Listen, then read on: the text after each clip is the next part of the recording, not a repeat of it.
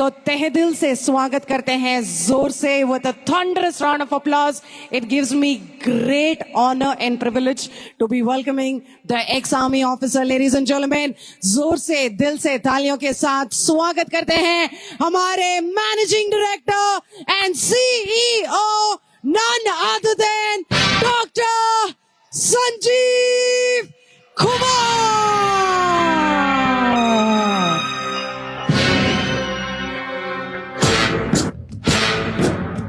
सांस है जब तलक ना रुकेंगे कदम, चल पड़े हैं तो मंजिल को पा जाएंगे। जान प्यारी नहीं है वतन से हमें, मरते मरते सभी को बता जाएंगे। ऐ वतन, ऐ वतन, ऐ वतन। जोर से दिल से तालियां।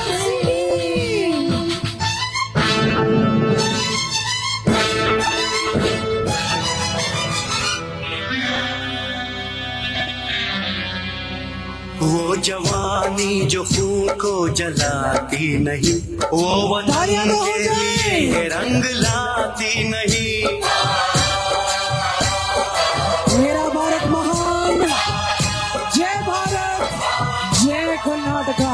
दाग लेकर गुलामी का क्यों हम जिए, क्यों हम बहुत बहुत हार्दिक स्वागत सुस्वागत है सर नमो बेंगलुरु कर्नाटका पर।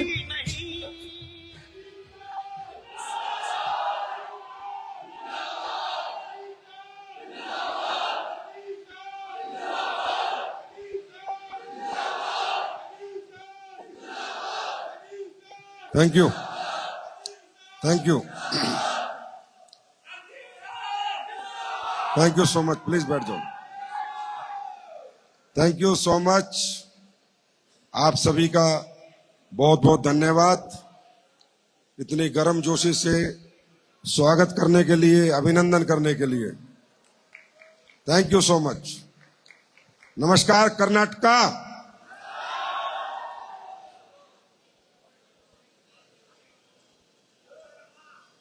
बैठ जाओ, आराम से बैठ जाओ।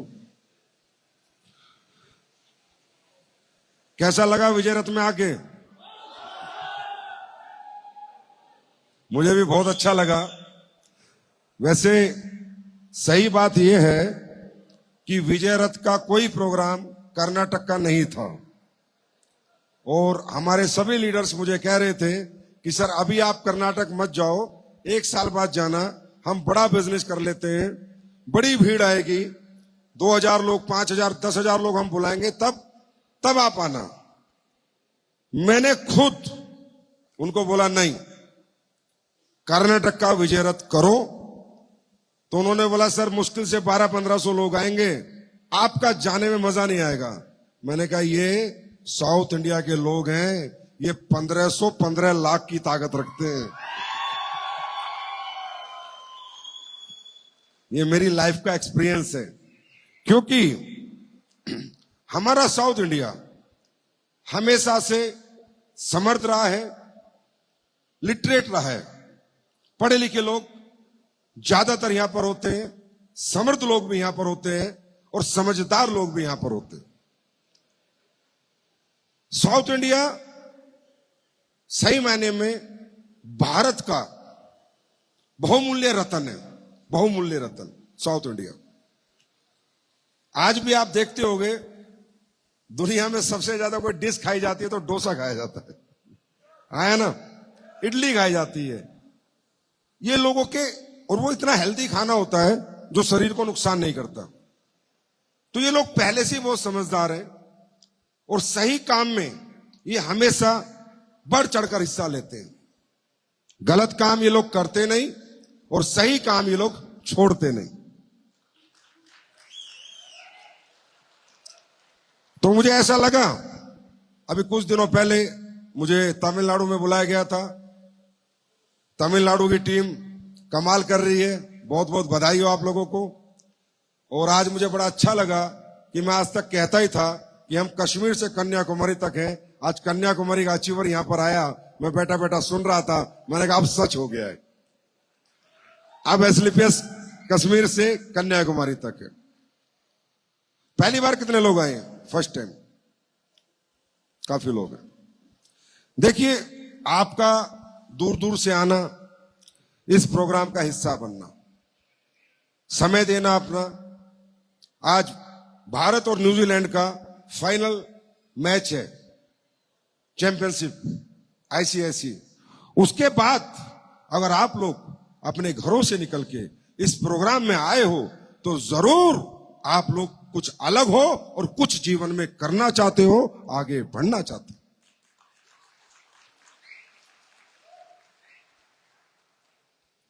मैं आपको निराश नहीं होने दूंगा, बशर्ते आप यहां से मोटिवेट होके मत जाना,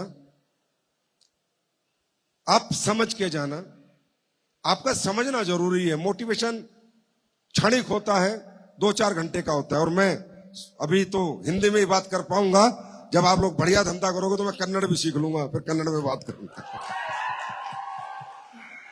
अभी मेरी कोशिश है कि मैं अपनी बात आप तक पहुंचा पाऊं।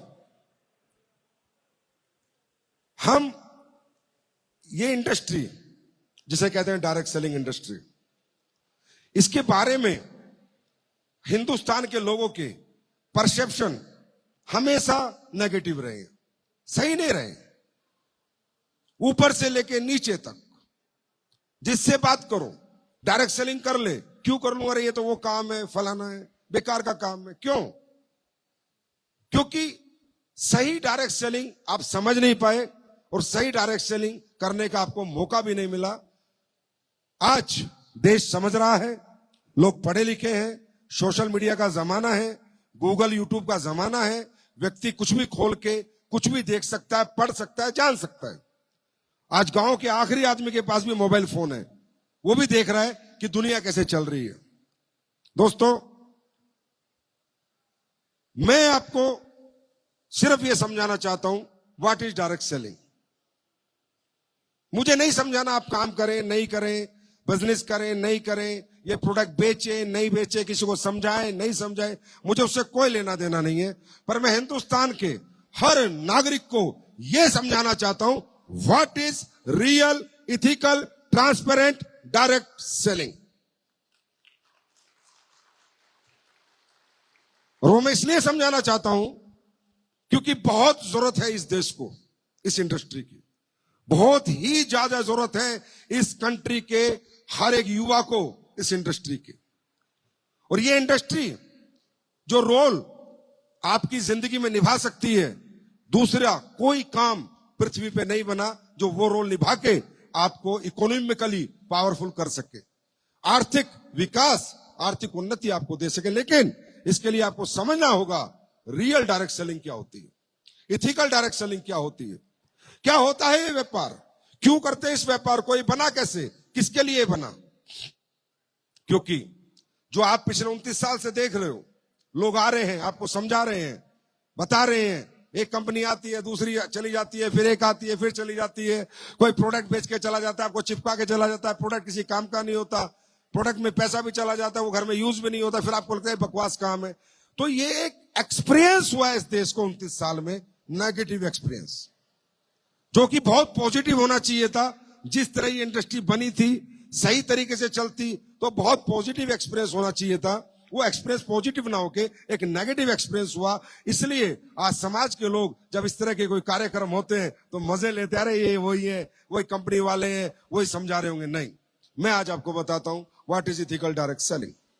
डायरेक्ट सेलिंग आज नहीं बनी, डायरेक्ट सेलिंग 1895 में बनी थी।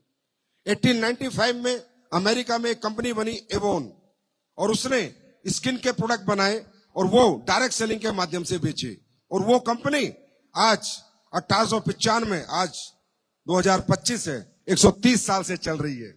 130 इयर्स की उसकी लाइफ है, उम्र हो चुकी है 130 साल। और वो कंपनी स्किन के टॉप क्लास प्रोडक्ट बनाती है, टॉप क्लास। क्यों आई वो कंपनी डायरेक्ट सेलिंग में मालूम है? वो इसलिए आई कि जब भी आप कोई बेहतर, बेस्ट क्वालिटी प्रोडक्ट बनाओगे, आप प्रोडक्ट बनाने में दुनिया भर के लोग मास्टरी रखते हैं, बहुत लोग एक्सपीरियंस रखते हैं अच्छा प्रोडक्ट बनाने में, लेकिन प्रोडक्ट अच्छा बनाकर बेचा नहीं जाता। और प्रोडक्ट कितना ही अच्छा हो, अगर वो बिकेगा नहीं तो उसे बनाने का कोई फायदा नहीं। आई एम राइट और रॉन्ग? यस और नो? तो जब भी इस सोसाइटी के अंदर कोई भी इनोवेशन होती है, कोई भी अच्छा प्रोडक्ट बनाया जाता है, तो ये सोचा जाता है कि इसको अब बेचा जाए, तो कैसे बेचा जाए। तो पहले जमाने में ट्रांसपोर्टेशन बहुत कम था, आपको याद होगा उस समय में 1895 में संसाधन कम होते थे, पैसा भी इकोनॉमिकली लोग इतने साउंड नहीं होते थे। तो अच्छा प्रोडक्ट और क्वालिटी प्रोडक्ट जब पहले से ही जो बेचा जाता है, वो अपना ओन फ्रेंचाइजी स्टोर खोल के बेचा जाता है। चाहे आज आप नाइक के जूते देख लो, एडिडास के जूते देख लो, लिवाइस की जींस देख लो, पेप्पे जींस देख लो, जो भी ब्रांड कंपनी है जिनके क्वालिटी प्रोडक्ट है, बेहतर प्रोडक्ट है, वो अपना शोरूम बना के बेचते हैं। अब इसमें हमारे लोग जो देसी लोग होते हैं या कम पढ़े लिखे, वो कहते हैं अरे यार ये इतना शोरूम इसलिए बनाते हैं क्योंकि इन्हें अपना माल बेचना है, महंगा बेचना है। नहीं सर, कोई भी कंज्यूमर इतना बेवकूफ नहीं है। वो महंगा माल जब ही खरीदता है जब उस महंगे माल में वर्थ होता है। एडिडास का जूता 5 साल में टूटता है, 3 साल में टूटता है, लोकल जूता 6 महीने में टूट जाता है। राइट और रॉन्ग, यस और नो? गलत है, सही है? तो क्वालिटी प्रोडक्ट बनाने के लिए दुनिया तैयार है, बना सकती है, पर बेचने के तरीका एक ही है कि अपना स्टोर खोला जाए। और अपना स्टोर खोलने की क्षमताएं, इकोनॉमिकल पावर हर व्यक्ति में नहीं होती कि एक बेंगलोर में स्टोर हो, एक लंदन में हो, एक मुंबई में हो, एक चंडीगढ़ में हो। आदमी प्रोडक्ट बना सकता है, पर इतने सारे स्टोर खोलना, उस इंफ्रास्ट्रक्चर को संभालना, उतनी सैलरी देना, उतने मुलाजिम रखना किसी के बस की बात नहीं है। तो होता क्या है कि प्रोडक्ट क्वालिटी कॉम्प्रोमाइज हो जाती है। कॉम्प्रोमाइज मीन्स कि जब भी मैं कोई प्रोडक्ट बनाना चाहता हूं बेहतर, मैं बना नहीं पाता। मैं डरता हूं यार प्रोडक्ट अच्छा बनाऊंगा तो अच्छा पैसा लगेगा, अच्छा रॉ मटेरियल लगेगा, अच्छी हब्स लगेंगी, और अब ये बनेगा महंगा, तो बेचने के लिए मुझे अपना स्टोर खोलना पड़ेगा। क्यों? जो बाजार का दुकानदार है वो मेरा प्रोडक्ट रखना पसंद नहीं करता। वो कहता है भाई साहब आपका पेस्ट 217 रुपए का है, मेरे पास जितनी कंपनी के पेस्ट हैं वो 60, 65, 70 रुपए के हैं, और वो कंपनियां भी मुझे 10% मार्जिन दे रही हैं, और आप भी 200 रुपए के पेस्ट में 10% मार्जिन दे रहे हो। आप ये बताओ, मेरे पास 15 कंपनी 70 रुपए का पेस्ट बेच रही है, आपके पेस्ट में चाहे दुनिया के सबसे बेहतर मटेरियल हो, रॉ मटेरियल हो, मुझे फर्क नहीं पड़ता, पर मैं 217 का नहीं बेचूंगा। तो क्या होगा? मैं एज ए बिजनेसमैन कॉम्प्रोमाइज हो जाऊंगा, प्राइस वार में फंस जाऊंगा कि यार छोड़, अब ये अच्छा प्रोडक्ट बनाते ही नहीं, हम भी वही कचरा बना देते हैं जो 70 रुपए में बिकता है। कॉम्प्रोमाइज क्यों हुआ मैं? क्योंकि प्राइस वार खड़ी हो गई। जो काउंटर मेरा प्रोडक्ट बेच सकते थे, उन काउंटरों ने मुझे मना कर दिया कि भाई आप जितना मर्जी अच्छा प्रोडक्ट बनाओ, हम नहीं बेच सकते, हम तो वही प्रोडक्ट बेचेंगे जो मार्केट में सभी लोग उसी रेट पे बेच रहे हैं, वही रेट पे हम आपका प्रोडक्ट बेच सकते हैं। तो होगा क्या? आज आप देखते हो जितने मर्जी प्रोडक्ट आप घर में यूज करते हो, जितने मर्जी शैम्पू यूज करते हो, जितनी मर्जी साबुन यूज करते हो, जितने मर्जी मसाले यूज करते हो, सब एक जैसे हैं। यस और नो? हाँ या ना? क्यों? क्योंकि काउंटर क्वालिटी प्रोडक्ट रखेगा नहीं, फ्रेंचाइजी में अपनी खोल नहीं सकता। इस बात को सोचकर 1895 में डायरेक्ट सेलिंग का जन्म हुआ कि यार एक ऐसा तरीका बनाते हैं, क्योंकि जब प्रोडक्ट में R&D हुई है, रिसर्च हुई है, प्रोडक्ट में पैसा लगा है, प्रोडक्ट बहुत अच्छा बना है, प्रोडक्ट थोड़ा महंगा भी बेचना है, क्योंकि अच्छा बनेगा तो महंगा बनेगा, तो इसको काउंटर तो परचून के दुकानदार, जनरल स्टोर वाले बेचेंगे नहीं, मैं अपनी फ्रेंचाइजी खोल नहीं सकता। एक काम करते हैं, इसको आम जनता को देते हैं, कहते हैं इसको डायरेक्ट सेल करो। क्या करो? डायरेक्ट सेल करो। अब कैसे करो और कैसे हो जाएगी? क्योंकि आप किसी के घर पे जाओगे, उसको प्रोडक्ट ब्रीफ करोगे, बैठोगे, पढ़ के बताओगे, समझाओगे, देख इसमें ये डला है, इसमें ये नहीं डला, देख इसमें ये डला है, बाजार के प्रोडक्ट में ये नहीं डला, देख डेमो करोगे, टेस्ट कराओगे, यूज कराओगे। इसके लिए समय लगेगा। क्या कोई परचून का दुकानदार कभी किसी प्रोडक्ट का डेमो करता है? क्या कोई मेडिकल स्टोर वाला किसी प्रोडक्ट का डेमो करता है?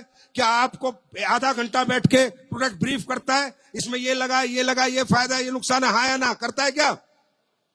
कौन कर सकता था? एक व्यक्ति को कर सकता था। एक इंसान के घर जाके समझा सकता था। तब किसी ने दिमाग लगाया कि क्वालिटी प्रोडक्ट बिक तो सकता है बिना स्टोर खोले, सिर्फ उसे डायरेक्ट सेल्स में लाना होगा, डायरेक्ट सेलिंग के माध्यम से बेचना होगा। और दोस्तों, इस इंडस्ट्री का जन्म ही हुआ है क्वालिटी प्रोडक्ट बेचने के लिए। मेरी बात बड़े ध्यान से सुन के जाना। आप बिजनेस करना ना करना, किसी के चक्कर में कभी फंसना मत। ये जो आप यहां देखते हो गाड़ी बंगला, ये बात की बात है। ये पैसा तो आप सीमेंट बेचोगे तो भी आएगा, सरिया बेचोगे तो भी आएगा, मिर्च बेचोगे तो भी आएगा, सब्जी बेचोगे तो भी आएगा, स्कूटर बेचोगे तो भी आएगा, मोबाइल बेचोगे तो भी आएगा, मोटरसाइकिल बेचोगे तो भी आएगा। पैसा सेकेंडरी है। उस पैसे को कमाने के लिए काम क्या हो रहा है, वर्किंग प्रोसेस क्या है, मॉडल ऑफ वर्किंग क्या है, प्रोडक्ट क्या है, उसके बाद पैसा समझ में आता है। तो हकीकत में ये जो इंडस्ट्री बनी थी, डायरेक्ट सेलिंग बनी थी, या बनी हुई है, या आगे भी चलेगी, ये बनी ही दुनिया के सबसे बेहतर scientific, clinical studies, patent product, दुनिया के सबसे बेहतर प्रोडक्ट बेचने के लिए डायरेक्ट सेलिंग का जन्म हुआ था, ना कि सपने बेचने के लिए डायरेक्ट सेलिंग का जन्म हुआ। मेरी बात समझ में आई? आज मैं इसका प्रमाण देता हूं। पूरे वर्ल्ड में आज यूएस की कुछ कंपनियां हैं, स्किन की कुछ कंपनियां हैं।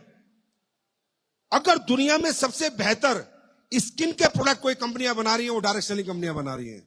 आप जाइए, बाजार के प्रोडक्ट लाइए, कंपेयर कीजिए। बाजार का प्रोडक्ट कचरा है, कूड़ा है, और डायरेक्ट सेलिंग का प्रोडक्ट नंबर 1 प्रोडक्ट मिलेगा आपको। मेरी कंपनी का नहीं है, मैंने नहीं बनाया, पर मैं आपको बता रहा हूं जो सच है। आज आप सप्लीमेंट की बात करें, न्यूट्रिशन की बात करें, आप दुनिया भर की कंपनियां ब्रांड लगा के बेच रही है न्यूट्रा के प्रोडक्ट, न्यूट्रास्यूटिकल्स। आप एक कंपनी को कंपेयर नहीं कर सकते डायरेक्ट सेलिंग कंपनियों से। अपनी कंपनी नहीं है, दूसरी कंपनियां हैं, यूएस की कंपनियां हैं, आप कंपेयर नहीं कर सकते साहब। इतना गजब का रिजल्ट उन प्रोडक्टों के अंदर है। पेटेंट मॉलिक्यूल डालते हैं उनके अंदर, रिसर्च हुई है उनके ऊपर, क्लिनिकल स्टडीज हुई है उनके ऊपर, उनकी खुद की सेल्फ मैन्युफैक्चरिंग है, सेल्फ साइंस है, सेल्फ साइंटिस्ट है, तब जाके प्रोडक्ट निकालते हैं। और मेरे भाई, कारोबार की बात करूं तो 80,000 करोड़ का कारोबार एक ही कंपनी कर रही है, न्यूट्रास्यूटिकल की, जो आपकी डायरेक्ट सेलिंग कंपनी है। और सुनो, पूरी दुनिया को न्यूट्रास्यूटिकल्स की जरूरत क्यों है बॉडी में, ये बताने वाली कंपनी डायरेक्ट सेलिंग कंपनी है। और आज से नहीं, 1970 से चल रही है, 2025 है, 55 साल की उम्र हो चुकी है कंपनी की, कहीं नहीं गई। डायरेक्ट सेलिंग में क्वालिटी प्रोडक्ट। हमें कंज्यूमर को खुश रखना है। कंज्यूमर खुश, डायरेक्ट सेलर खुश, कंपनी खुश। ये 55 साल क्यों चल रही है? ये 130 साल की उम्र कंपनी की कैसे हो गई? क्यों? क्योंकि कंज्यूमर क्रिएट किया उन्होंने, कंज्यूमर सेटिस्फैक्शन क्रिएट किया उन्होंने, कंज्यूमर ने अंडरस्टैंड किया उनके प्रोडक्ट को। हमें प्रोडक्ट बेचना नहीं है, हमें प्रोडक्ट कंज्यूमर को बेचकर उसका सेटिस्फैक्शन लेना है कि यस, मजा आ गया आपका प्रोडक्ट लेके। सर, आपका प्रोडक्ट जैसा प्रोडक्ट बाजार में नहीं है। डायरेक्ट सेलिंग का मतलब ऐसा प्रोडक्ट बनाओ जो बाजार की किसी दुकान पे ना मिले।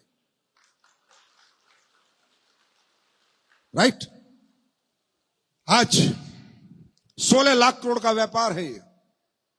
16 lakh crore, it's a very big amount, huge amount. 16 lakh crore का व्यापार है world wide. America 3.5 lakh crore का काम कर रहा है, चाइना 3 लाख करोड़ का काम कर रहा है, और भी कई कंट्री 1-2 लाख करोड़ का काम कर रही है। भारत 11वें नंबर पे आता है यहां पर, और सिर्फ 24,000 करोड़ का काम व्यापार भारत में होता है। सिर्फ 24,000 करोड़ का। मालूम है क्यों? क्योंकि हमारे देश में इथिकल डायरेक्ट सेलिंग को बढ़ावा ही नहीं दिया गया। जो ट्रांसपेरेंट डायरेक्ट सेलिंग है उसको बढ़ावा ही नहीं दिया गया। हमारे यहाँ जिसका मर्जी वो कंपनी खोल लेता है, 4 प्रोडक्ट खरीदता है, उनको एक प्लान के साथ चिपकाता है और बेचने लग जाता है। ये 2 जोड़ेगा इतने मिलेंगे, 10 लाएगा इतने मिलेंगे। प्रोडक्ट कचरा हो, कुछ भी हो, काम का हो, कंज्यूमर नाराज हो जाए, अनसेटिस्फाइड हो जाए, कोई फर्क नहीं पड़ता। टीम बनाओ, लोग जोड़ो। अरे लोगों को मत जोड़ो, प्लान से मत जोड़ो। असली डायरेक्ट सेलिंग है लोगों को अपने प्रोडक्ट से जोड़ो। तो भारत में क्या हुआ पिछले 29 साल में? कुछ अच्छी कंपनियां काम करने की कोशिश कर रही हैं, कुछ अच्छी कंपनियां चल रही हैं। हमारी नहीं, बहुत अच्छी कंपनियां बाजार में चल रही हैं।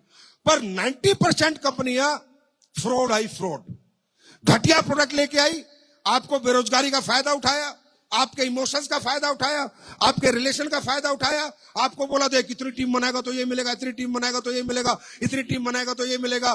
तू प्रोडक्ट के चक्कर में मत पड़, प्रोडक्ट तो बाजार में मिलता है, मैं अपॉर्चुनिटी बेच रहा हूं। अरे मेरे भाइयों, अपॉर्चुनिटी कब से बिकने लगी यार? प्रोडक्ट ही बिकता है। रिलायंस भी प्रोडक्ट बेचता है, टाटा भी बेचता है, बिरला भी बेचता है। ये ऐसे फ्रॉड लोग जो आए, जिन्होंने 29 साल में मार्केट को गंदा कर दिया, जिससे आज देश का युवा या देश का कोई भी व्यक्ति डायरेक्ट सेलिंग में आगे पीछे होता है, करूं ना करूं, करूं ना करूं। ये कारण आपका नहीं है, ये कारण जो यहां पर पिछले 29 साल जो कल्चर चला है, जो एटमॉस्फेयर बना है, उसकी वजह से है। लेकिन आप सब लोगों के आशीर्वाद से और प्यार से अब माहौल बदल चुका है, इथिकल डायरेक्ट सेलिंग का माहौल आ गया, अब ट्रांसपेरेंट डायरेक्ट सेलिंग का माहौल आ गया है। और माहौल शायद आप लोगों ने कल देखा भी होगा, देखा नहीं देखा? हाँ, देश की कितनी बड़ी हस्तियां आके बता रही हैं कि महिलाओं के लिए डायरेक्ट सेलिंग बहुत बड़ा अवसर है। स्वरोजगार, सेल्फ डिपेंडेंसी, आर्थिक समृद्धि इस इंडस्ट्री से आ सकती है, पर आपको उसके लिए प्रोडक्ट क्या बेचना है, मुद्दा ये है।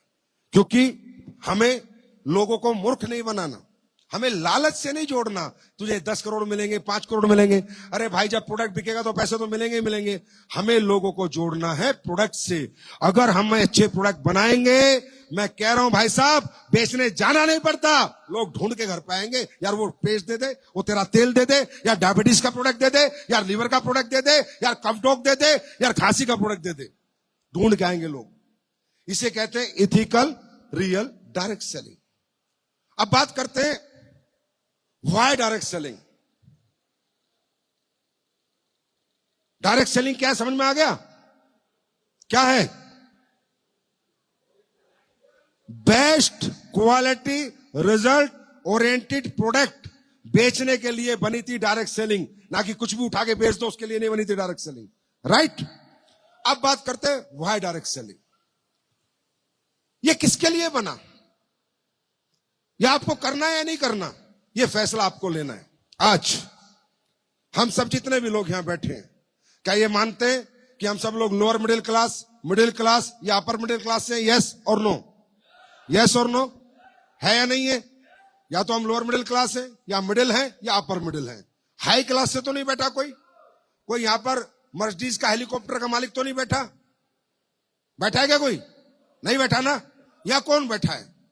या एक वो व्यक्ति बैठा है जो हर रात सोचता है कि मेरे जीवन में कल कुछ बेहतर हो। कोई नौकरी कर रहा है तो सोच रहा है मेरा प्रमोशन हो जाए, कोई दुकान चला रहा है तो सोच रहा है मेरी दुकान चल जाए, कोई खेती कर रहा है तो सोच रहा है कि मेरी अच्छी फसल मिल जाए। हाँ या ना? जो आज यहां जितने भी लोग बैठे हैं, उनमें एक डिजायर है, कुछ बेहतर जिंदगी में हो जाए।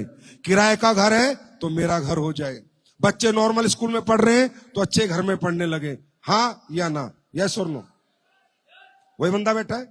अब ये जो कैटेगरी है, middle class, lower middle class, upper middle class, भाइयों ये मेहनत में कमजोर नहीं है, काम करने की क्षमता इनमें कम नहीं है, पर आपको सही बात बताऊं, पूरी जिंदगी ये सोचते रहते हैं बस ये हो जाए, वो हो जाए, ये हो जाए, बेहतर हो जाए, लेकिन इनके लिए रास्ता नहीं है।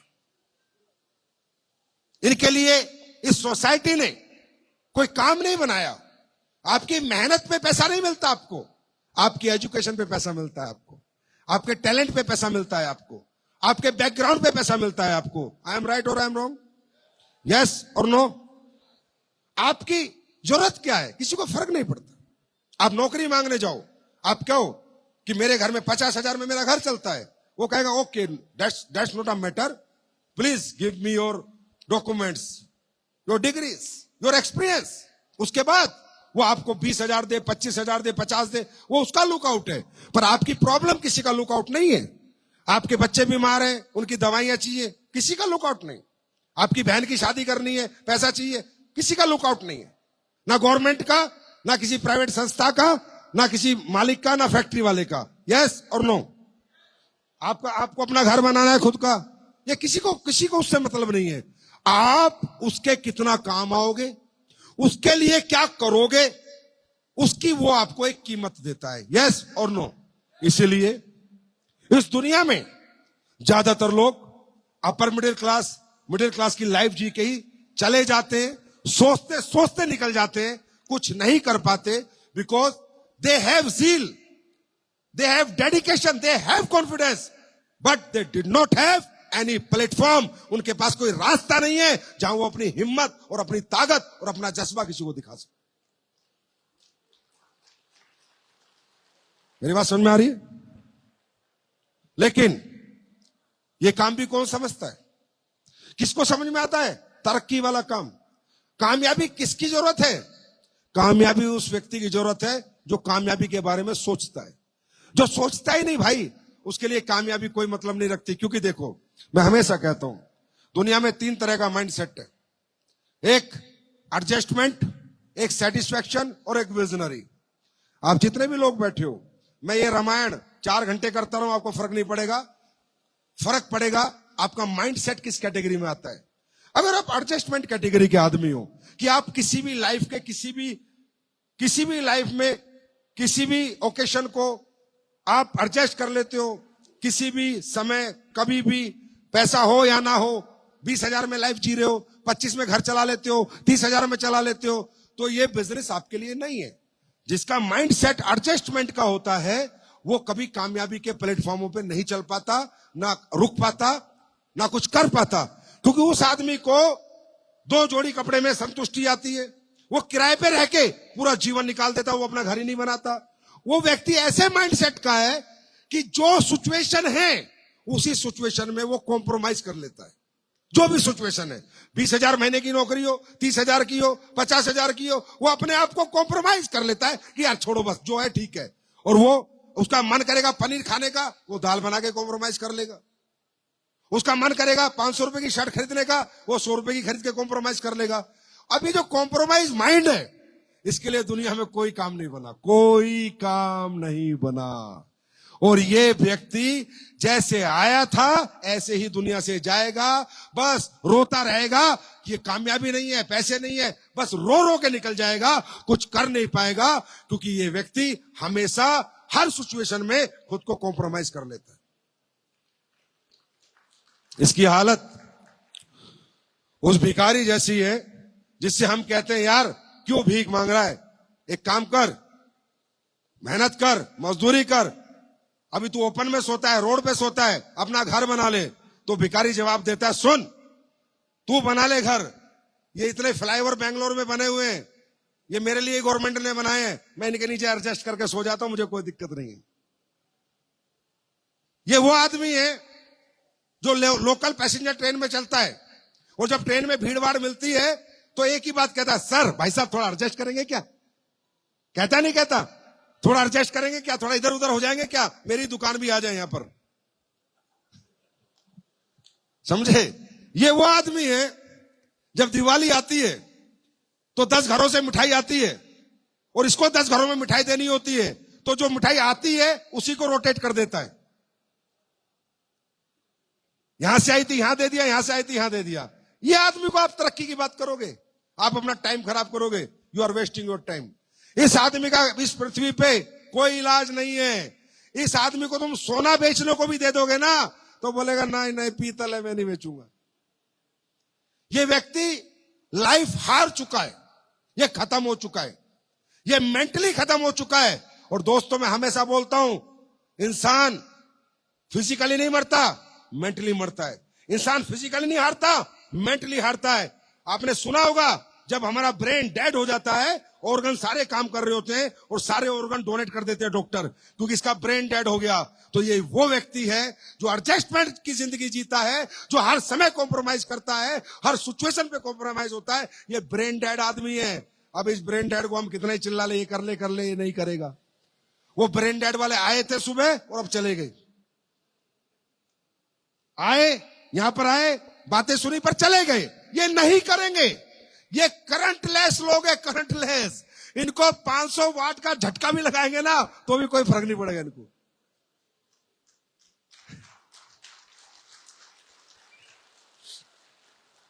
बात समझ में आ रही है? सेटिस्फेक्शन। दूसरी कैटेगरी होती है सेटिस्फेक्शन। एक व्यक्ति कोई काम कर रहा है, 50,000 कमा रहा है, लाख कमा रहा है, बड़ा खुश रहता है। जैसे किसी की कोई प्रोफेसर बन गया, एग्जांपल 22-25 साल की उम्र में कोई टीचर बन गया, कोई नौकरी लग गया। आप सोचो, ये व्यक्ति पूरी जिंदगी 40 साल 8 से 8, 8 से 8, 8 से 8, 8 से 8, 8 से 8 नौकरी में निकाल देता है पूरी जिंदगी। कोई नया काम नहीं करता, कोई दूसरा बिजनेस नहीं करता, कोई व्यापार नहीं करता। मैं नहीं कहता हमारा कुछ तो कर यार, कुछ तो कर। कहते हैं ना, कुछ तो कर, यूं ही मत मर, कुछ तो कर। ये टीचर बन जाएगा तो 60 साल टीचिंग करेगा, प्रोफेसर बन जाएगा 60 साल टीचिंग करेगा, कोई गवर्नमेंट जॉब लग जाएगा 60 साल गवर्नमेंट जॉब करेगा। मतलब 22-25 साल के बाद ये व्यक्ति कुछ नया करने के बारे में नहीं सोचता। अब इसको कितना ही समझा लो आप, पैसे कमा ले, डायरेक्ट सेलिंग कर ले, ये हो जाएगा, फर्क नहीं पड़ता। कहता है यार लाख रुपए महीना कमा रहा हूं ना, बढ़िया जिंदगी चल रही है। क्योंकि वो मान चुका है, संतुष्ट हो चुका है। सही मायने में वो मेहनत नहीं करना चाहता, काम नहीं करना चाहता, और अपनी संतुष्टि को अपना प्रोटेक्शन बना लेता है कि मैं संतुष्ट हूं, मेरे पास नौकरी है। इस भाई को ये बताओ कि तू लाख रुपए कमा रहा है, दुनिया लाख रुपए रोज के खर्च कर रही है, तू 1 लाख महीने के कमा रहा है। इसको ये बताओ कि होटल का स्वीट रूम लाख रुपए रात के लिए आता है, लाख रुपए रात के लिए। जिस लाख रुपए को ये इतनी वैल्यूएबल चीज बना लेता है। उसके बाद जब उम्र बीत जाती है, बच्चे बड़े हो जाते हैं, और बच्चे कहते हैं पापा लंदन पढ़ना है, तो हिसाब लगाता है, बेटा लंदन पढ़ने के लिए तो 5 करोड़ लगेंगे, 5 करोड़ रुपए तो मेरे पास नहीं है। बेटा कहता है पापा मुझे ऑस्ट्रेलिया जाना है, पायलट का कोर्स करना है।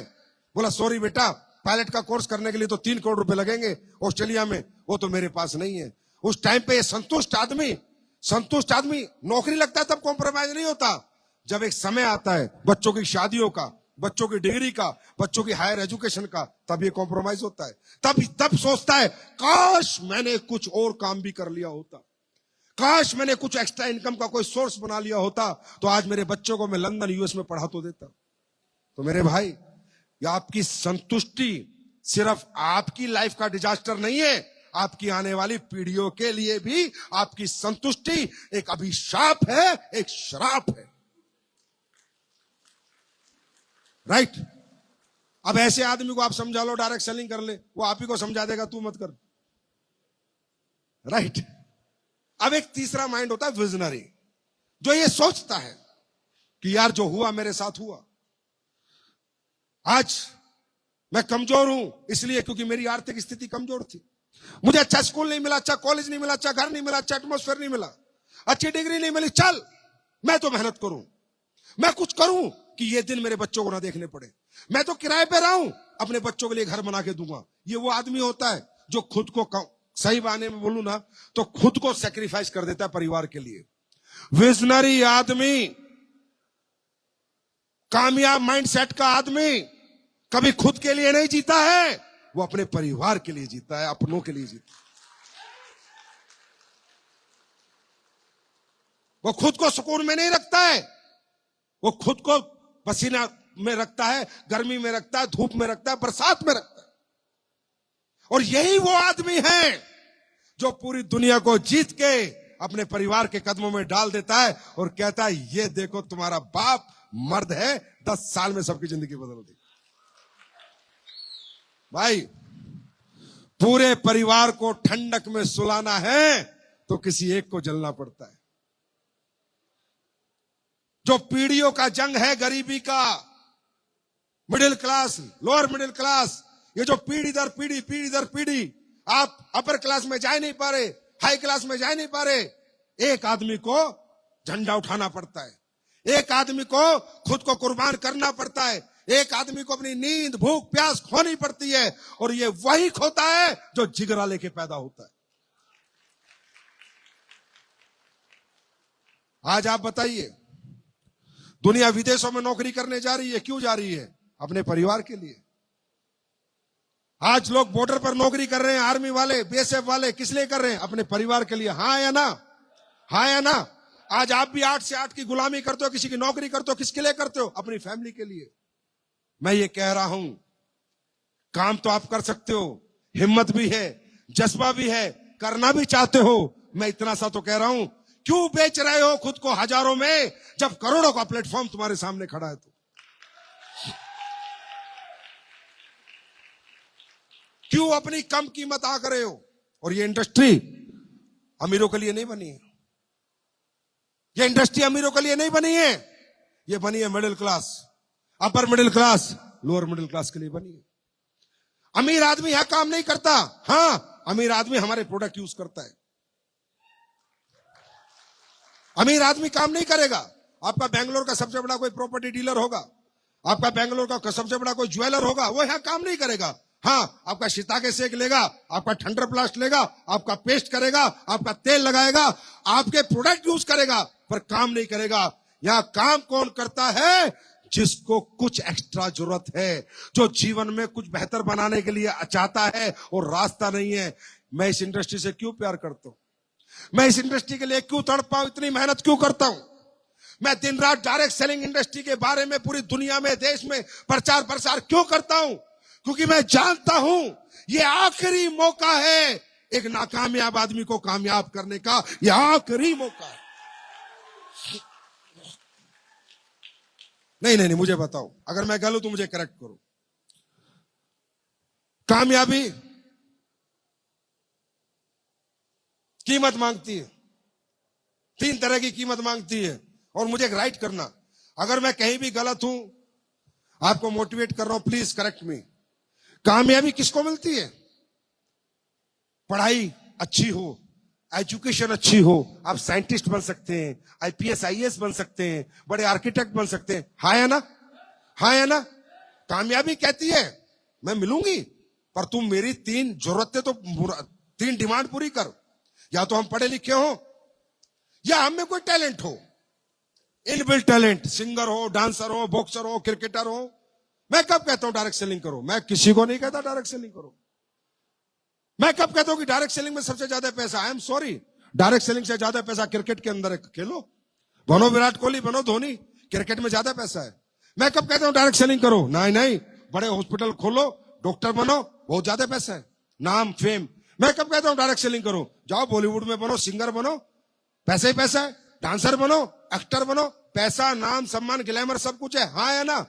मैं कब कहता हूं डायरेक्ट सेलिंग करो? लेकिन अगर आपके पास हायर एजुकेशन नहीं है, इनबिल्ट कोई टैलेंट नहीं है, और पैसा लगाने के लिए पैसा नहीं है, मैं कब कहता हूं डायरेक्ट सेलिंग करो? जाओ एक 5 स्टार होटल बना लो बेंगलुरु में, कोई जरूरत नहीं डायरेक्ट सेलिंग करने की, मजे करो घर बैठ के। बड़ा हॉस्पिटल बना दो बेंगलुरु में, कोई जरूरत नहीं डायरेक्ट सेलिंग करने की। बड़ा स्कूल खोल दो बेंगलुरु में, कोई जरूरत नहीं डायरेक्ट सेलिंग करने की। कौन कहता डायरेक्ट सेलिंग करो? आप ये 3 काम करो, 3 डिमांड तो पूरी करो। लेकिन आज आप क्यों हार गए हो, क्यों थक गए हो मालूम है? आपको क्या लगता है अब तो नहीं पढ़ पाऊंगा, उम्र निकल गई। हाँ है ना?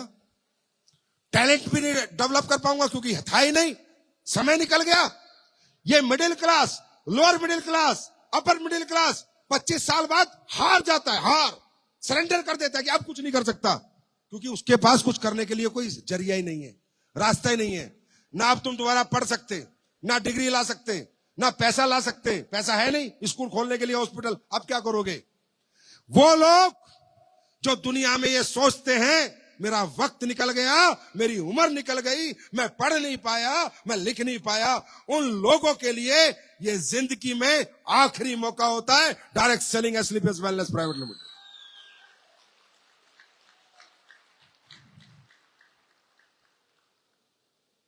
मुझे एक बात बताओ, यहां पर आप आकर मेहनत अगर करोगे, प्रोडक्ट अच्छा समझोगे, प्रोडक्ट की एजुकेशन लोगे, लोगों के साथ प्रोडक्ट बेचोगे, प्रोडक्ट बेच के अपना एक टीम, एक कंज्यूमर क्रिएट करोगे, तो आप यहां करोड़ों रुपए कमा सकते हो। मालूम है कितने कमा सकते हो? 100 करोड़ तक कमा सकते हो, 100 crore from this platform. 100 crore रुपए तक आपका लगेगा क्या? लगा क्या? पैसा दिया, उसका प्रोडक्ट मिल गया, क्या लगा? घाटे का कोई चांस है क्या? अरे घाटा तो तुम्हारा जब होता है जो तुम दुकानें खोलते हो, अगर नहीं चलती तो 20 लाख डूब जाते हैं। कोई दूसरा बिजनेस करते हो, 50 लाख लगाते हो, नहीं चलता 50 लाख डूब जाते हैं। कोई तीसरा बिजनेस करते हो, करोड़ रुपए लगाते हो, नहीं चलता करोड़ रुपए डूब जाता, उसे कहते हैं घाटा। यहां काहे का घाटा? यहां तो 10,000 दोगे तो प्रोडक्ट, 15,000 दोगे तो प्रोडक्ट, 20,000 दोगे तो प्रोडक्ट, बस। अब कुछ देना ही नहीं है, अब तुम्हें कुछ देना ही नहीं है, अब तो ये प्रोडक्ट तुम्हें लोगों को देना है, और पहला प्रोडक्ट दोगे पहला प्रॉफिट आ जाएगा। मुझे कोई माइका लाल समझा दे, खोने के लिए क्या है यहां, पाने के लिए है सब कुछ। रिस्क फ्री बिजनेस है, रिस्क फ्री। आपको डर किससे लगता है? रिस्क से लगता है, रिस्क से, कि यार पैसा लगा के कोई धंधा करा, नहीं चला तो, पैसा डूब गया तो, मुझसे चल नहीं पाया तो, मैं बेच नहीं पाया तो, कोई बड़ा हाथी आके मुझे खा गया तो, ये आपको डर लगता है। वो सारे डर का निवारण है डायरेक्ट सेलिंग इंडस्ट्री। ना पैसा लगाना, ना रिस्क लेना, और रही बात चलने की ना चलने की, आप एडमिशन लो, चलाने का काम, पढ़ाने का काम हमारा है। जो बच्चा नर्सरी में जाता है वो नौकरी नहीं कर सकता, उसे पहले एबीसीडी सिखानी पड़ती है, हाँ है ना? वो स्कूल हमारी इंडस्ट्री ने खोल के रखा है, जिसे कहते हैं फाइटर सक्सेस सिस्टम। आपका काम है डिसीजन लेना, yes I will do this business, मैं डायरेक्ट सेलिंग करूंगा, ये आपका काम है। मैं स्लीपियस वेलनेस में काम करूंगा, ये आपका काम है। काम कैसे होगा, क्या क्या करना होगा, ये हमारा काम है आपको बताने का। बात समझ में आ रही है? यहां खोने के लिए कुछ नहीं है भैया, कुछ खोने के लिए नहीं है, कुछ भी। मैं फिर कहता हूं, चलो आपने पैसा दिया, प्रोडक्ट लिया, आपका धंधा नहीं चला तो क्या हो गया? प्रोडक्ट मिल गया ना, प्रोडक्ट के पैसे वसूल हो गए ना। नहीं चला तो क्या हो गया? 15,000 रुपए का प्रोडक्ट खरीदा था, खा लिया पी लिया, नहीं चला तो क्या हो गया? अभी कौन सा तुम डिस्ट्रिक्ट कलेक्टर लगे हुए हो, अभी कौन सा तुम साइंटिस्ट हो इस देश के सबसे बड़े, अभी कौन सा तुम डॉक्टर हो सबसे बड़े, अभी कौन सा अरबों रुपए के मालिक हो तुम। अरे नहीं चला तो जैसे थे वैसे रहोगे। सोचना, चल गया तो क्या हो सकता है, और चलेगा 100% चलेगा। कहीं चलता नहीं चलता, असली पेस में पक्का चलेगा, क्योंकि हम आपके लिए प्रोडक्ट ही वो बना के लाएंगे कि आपको बेचना ही नहीं है, सिर्फ टेस्ट करा देना, प्रोडक्ट अपने आप बिक जाएगा। दोस्तों, प्रोडक्ट में क्वालिटी नहीं है तो वो कोई कंपनी नहीं है, प्रोडक्ट में दम नहीं है तो वो कोई कंपनी नहीं है, राइट? प्रोडक्ट के पीछे हमारे सपने हैं, प्रोडक्ट मार्केट में एक्सेप्ट होगा तो हमारे सारे सपने पूरे होंगे। और आज 11 साल से हम लोग ये काम कर रहे हैं, 11 साल से हमने देश को प्रूफ किया है। मेरी बात मत मानो, गूगल खोलो, यूट्यूब खोलो, लीवर रिजल्ट, एस्लीपियस लीवर का रिजल्ट डालो, लाखों वीडियो आ जाएंगे। एस्लीपियस डायबिटिक का रिजल्ट डालो, हजारों वीडियो आ जाएंगे। वो लोगों की जो ठीक हुए हैं। हमने इथिकल डायरेक्ट सेलिंग को बढ़ावा दिया है, हमने एस्लीपियस ने इथिकल डायरेक्ट सेलिंग कंपनी बनाई है। हमने सपने नहीं बेचे, हमने प्रोडक्ट बेचे, और उन प्रोडक्टों को खरीद कर लोगों के सपने पूरे हुए हैं। आज मुझे बताओ, आप एक बार बोल देना ये काम गलत है, मैं आज के बाद छोड़ दूंगा, बोलो, इससे बड़ा चैलेंज नहीं है। एक आदमी बोल देना और प्रूफ कर देना, मेरे साथ डिबेट कर देना कि सर आपका काम गलत है, आप तो लोगों को समझाते हो, बुलाते हो, घुमाते हो, ये फालतू का काम है। आज हमारी इंडस्ट्री क्या काम कर रही है, हमारी इंडस्ट्री क्या काम कर रही है, हम लोग क्या काम कर रहे हैं, एस्लीपियस क्या कर रही है। आज हम लोग वेलनेस प्रोग्राम चलाते हैं, लोगों को हेल्दी रहना सिखाते हैं, लोगों को बताते हैं ये कोल्ड ड्रिंक मत पियो, नूडल्स मत खाओ, केक मत खाओ, बिस्किट मत खाओ, सुबह उठ के गर्म पानी पियो, शाम का खाना कम खाओ, हेल्दी रहो। क्यों? क्योंकि आज हर घर में बीमारी है, हर घर में परेशानी है। आज हर तीसरा घर कैंसर से ग्रसित है, हाँ या ना? हर दूसरे घर में डायबिटीज है, यस और नो? हर चौथे घर में घुटनों का दर्द है, यस और नो? ये कैसे आया? इन्हें कहते हैं life style disease. Life style disease ये कोई वायरस से नहीं आया, ये बैक्टीरिया से नहीं आया। कोरोना एक वायरस था, टीबी एक बैक्टीरिया है, लेकिन कैंसर क्या है? लाइफ स्टाइल डिजीज है। किडनी फेलियर क्या है? लाइफ स्टाइल डिजीज है। मतलब जो खाना हम अपने जीने के लिए खाते हैं वो खाना हमारी मौत का कारण बन चुका है। आज हमारी कंपनी जा जाके लोगों को सेमिनार करते हैं हम, और सेमिनारों में बोलते हैं ये मत खाओ ये खाओ। हम बताते हैं जो भगवान ने खाना बनाया वो खाओ, जो इंसान ने खाना बनाया ये बिस्किट नमकीन कोल्ड ड्रिंक ये मत खाओ। हमारी बात करने से कोई हमारा प्रोडक्ट थोड़ी खरीद लेता है। सेमिनार में आता है, पूरी बात सुनता है, हाथ हिला के चला जाता है, बोला मैं तो लाइफ स्टाइल सुधार लूंगा, मुझे तुम्हारे प्रोडक्ट की जरूरत ही नहीं है। हम भी कहते हैं हमें भी तुझे प्रोडक्ट बेचने की जरूरत नहीं है, बस तू हेल्दी रहे, हमेशा स्वस्थ रहे, वेलनेस के साथ जुड़, हेल्थ के साथ जुड़। भगवान ना करे तेरे घर में बीमारी आए, हमें कोई प्रोडक्ट नहीं बेचना तेरे को। अब ये बताओ, लोगों को बुलाकर ये समझाना क्या खाना उनकी सेहत के लिए अच्छा है क्या बुरा है, ये अच्छी बात है या बुरी बात है? हाँ, ये समाज के फेवर में एक अच्छी मुहिम है, गलत मुहिम है? हम कब कहते हैं हमारा प्रोडक्ट खरीदो? आप चवन्नी का भी मत खरीदो, 1 रुपए का प्रोडक्ट मत खरीदो हमारा, हमें जरूरत नहीं है आपको प्रोडक्ट बेचने की, आप हेल्दी रहो। क्योंकि आज भाइयों हॉस्पिटलों की हालत देखो, बेड नहीं मिलता, जाके देखो हॉस्पिटलों में बेड नहीं मिल रहा। और एक बार ये उम्मीद नहीं है, गए होगे यहां दर्द हुआ है, पता चलेगा गैस का दर्द था और हार्ट कट के आ जाएगा। ये उम्मीद नहीं है, जाओगे लीवर के दर्द के लिए और लीवर ही निकल जाएगा। ये उम्मीद नहीं है, किडनी बचाने जाओगे और किडनी खो के आ जाओगे। आजकल हेल्थ कैसा सेक्टर है मैं जो बताने की आपको आवश्यकता नहीं है। आज हमारी बहनें महिलाएं प्रेग्नेंट हो जाएं और गलती से एडमिट हो जाएं तो सिजेरियन होके ही आता है, पेट कट के बच्चा हो रहा है, नॉर्मल डिलीवरी बंद हो चुकी है। भाई कैसे हो गया ये सब कुछ? क्या हो गया एकदम से ऐसा? क्या हो गया? आपको मालूम है कितना बड़ा, मैं नहीं बता सकता ज्यादा स्टेज से, कितना बड़ा स्कैम है health. Health is a scam, और बड़ा स्कैम हो रहा है, पता आपको? मैं नहीं ज्यादा ब्रीफ में जा सकता, बस आइडिया दे सकता हूं। आपको समझ नहीं आ रहा? एक तरफ से बीमार किया जाएगा, एक तरफ से ठीक किया जाएगा, एक तरफ से बीमार किया जाएगा, एक तरफ से ठीक किया जाएगा। आज इंसान सही मायने में लोगों के आर्थिक स्थिति कैसे अच्छी हो, इंसान आज इंसान नहीं रहा, इंसान एक जानवर की तरह ट्रीट हो रहा है, बस उससे कैसे भी पैसा कमा लो।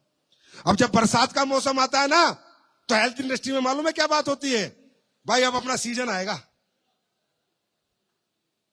अपना सीजन आएगा, लोगों के मरने का समय आएगा, बीमार होने का समय आएगा। ये आपकी हेल्थ चल रहा है, ये सेक्टर है।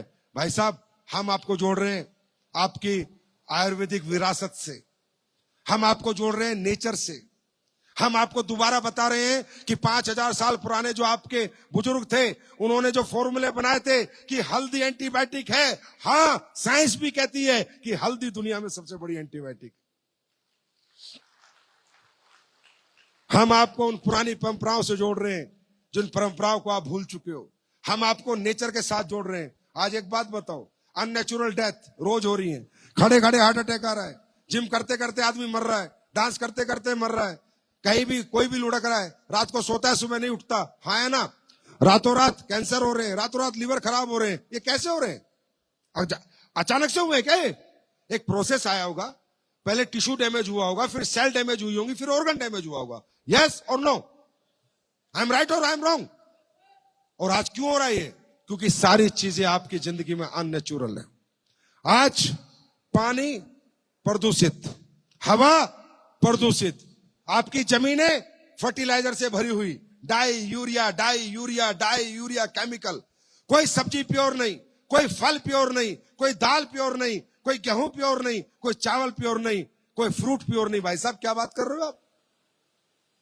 आज हम लोग क्या काम कर रहे हैं? मैं क्यों छाती के 2 बटन खोल के धंधा करता हूं?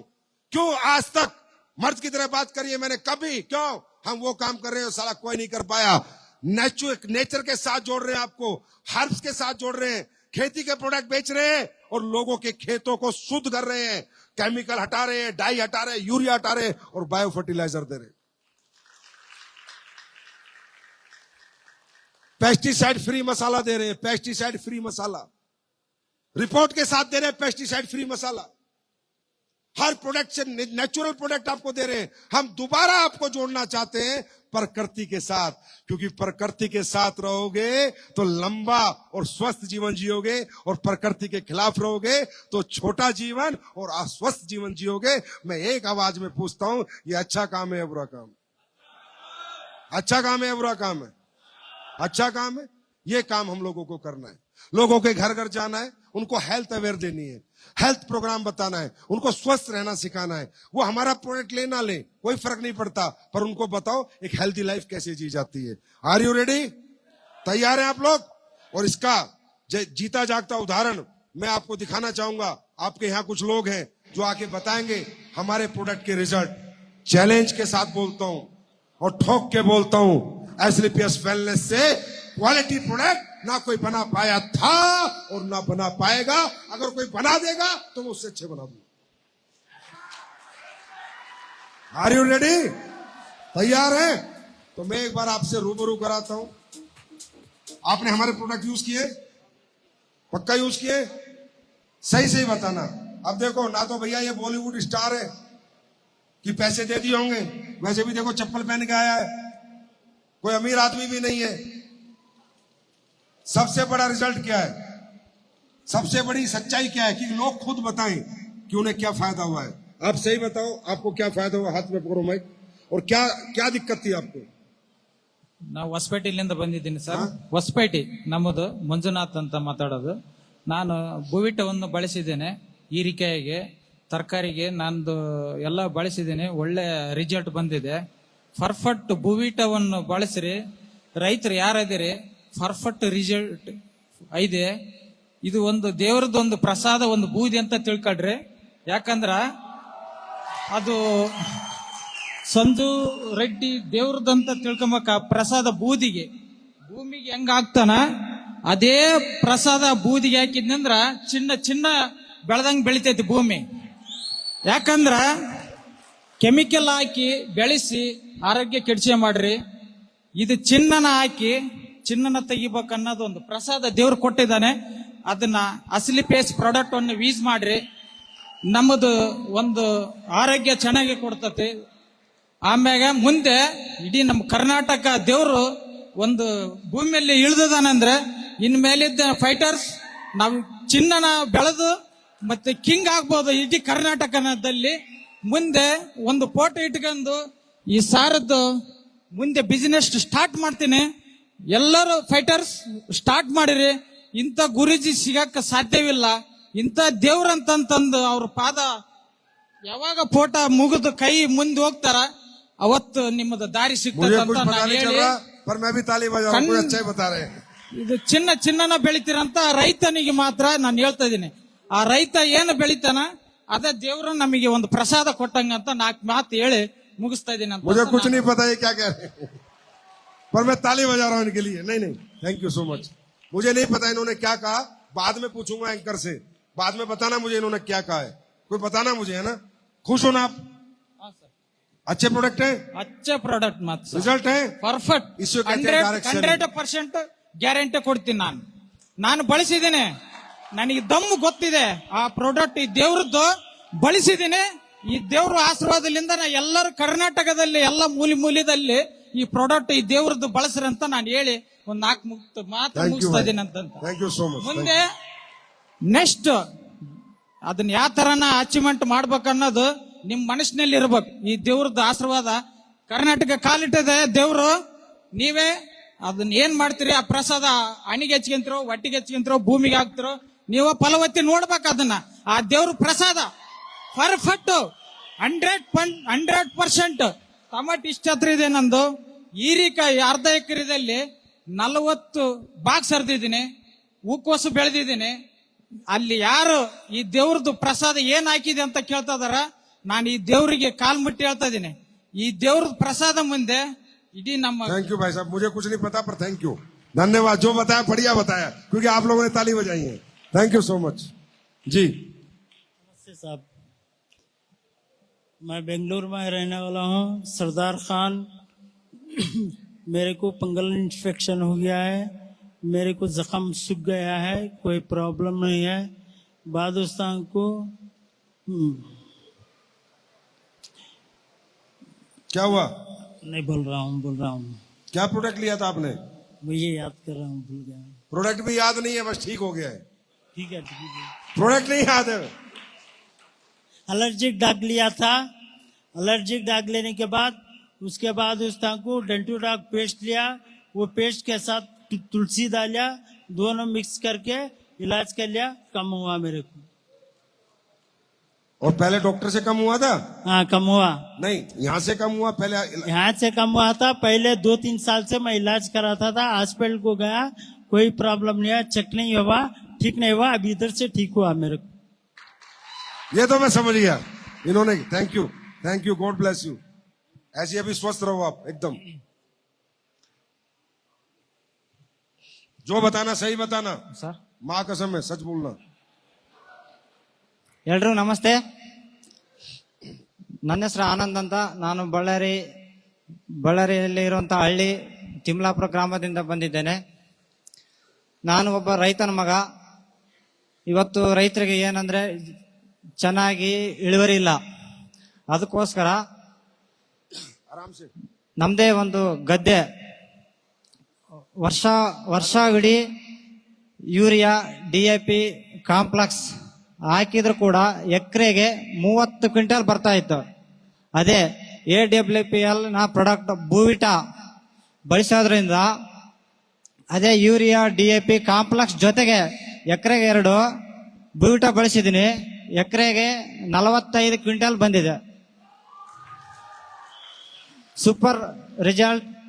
ಅದೇ ನಮ್ಮ ಸಂಜೀವ್ ಕುಮಾರ್ ಸರ್ ಅವರಿಗೆ ಧನ್ಯವಾದ ಹೇಳ್ತೇನೆ. ರೈತರಿಗೆ ಒಂದು ಬಂಗಾರದಂತ ಭೂವಿಟವನ್ನು ಕೊಟ್ಟಿದ್ದಾರೆ ಅಂತಂದು ಹೇಳಿ ನನ್ನ पता चल गया बूविटा का मामला चल रहा है। बूविटा का मामला चल रहा है ना? हाँ, ये पता चल गया, बूविटा बोल रहे हैं। किसान है इसका मतलब, ये है ना? और इसको फसल अच्छी मिली होगी, ये किया SLPS ने।